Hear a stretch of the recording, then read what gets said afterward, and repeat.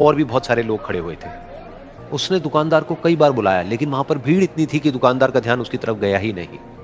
और फिर उस बच्ची को थोड़ा सा गुस्सा आया तो उसने अपनी मिट्टी की गुल्लक ले करके वहीं काउंटर पर जोर से रख दी, जिसके बाद में जो दुकानदार था और जितने भी लोग खड़े थे वो सब उस बच्ची की तरफ देखने लग गए। और फिर उस दुकानदार ने उस बच्ची से पूछा, बेटे आपको क्या चाहिए? तो वो बड़े ही भोलेपन से बोली कि मुझे एक चमत्कार चाहिए। ये सुनकर के दुकानदार को कुछ समझ नहीं आया, ना ही वहां पर जो लोग थे उनको कुछ समझ में आया, और सब उसकी तरफ देखने लग गए।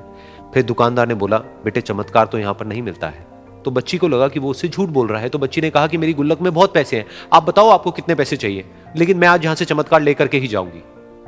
तो वहीं काउंटर पे एक और आदमी खड़ा था, उसने उस बच्ची से पूछा कि बेटे क्यों चाहिए तुमको चमत्कार? तब उस बच्ची ने अपनी कहानी बताई कि अभी कुछ दिन पहले मेरे भाई के सर में बहुत तेज दर्द हुआ, तो मेरे पापा मम्मी उसको हॉस्पिटल ले गए। उसके बाद कई दिन तक मेरा भाई घर नहीं आया। तो मैंने कई बार अपने पापा से पूछा, लेकिन उन्होंने मुझे कुछ नहीं बताया। उन्होंने बार बार यही कहा कि वो आ जाएगा, वो कल आ जाएगा, वो कल आ जाएगा, लेकिन वो आ ही नहीं रहा था। तो मैंने देखा कि मम्मी रो रही है, और पापा मम्मी को कह रहे थे कि उसकी दवाइयों के लिए और उसके इलाज के लिए जितने पैसे चाहिए उतने मेरे पास में नहीं है, अब उसको कोई चमत्कार ही बचा सकता है। तब मुझे लगा कि अगर मेरे पापा के पास में इतने पैसे नहीं भी हैं तो क्या हुआ, मेरे पास में तो है। तो मैंने जितने भी पैसे जोड़ रखे हैं वो सारे लेकर के मैं इस दवाई की दुकान पर आई। फिर उस आदमी ने उस बच्ची से पूछा, कितने पैसे हैं तुम्हारे पास में?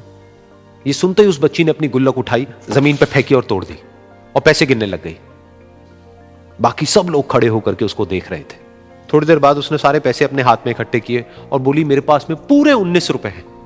वो जो आदमी वहां पर खड़ा था वो थोड़ा सा मुस्कुराया और बोला कि अरे तुम्हारे पास में तो पूरे पैसे हैं, इतने का ही तो आता है चमत्कार। ये सुनकर के वो बच्ची बहुत खुश हो गई और बोली कि चलो मैं आपको अपने पापा से मिलवाती हूं।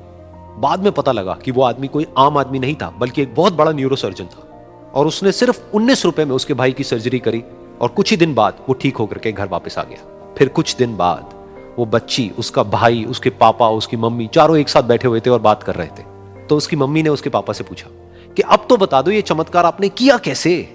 तो उन्होंने अपनी बेटी की तरफ देखा और बोले, ये चमत्कार मैंने नहीं, इसने किया है।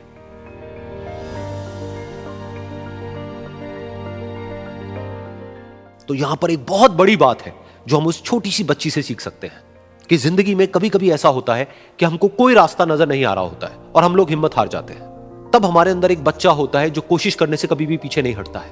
वो हार मानने को तैयार नहीं होता है क्योंकि उसको ना शब्द समझ नहीं आता है। वो बच्चा जिसके लिए कुछ भी नामुमकिन नहीं है, क्योंकि वो हर हाल में कोशिश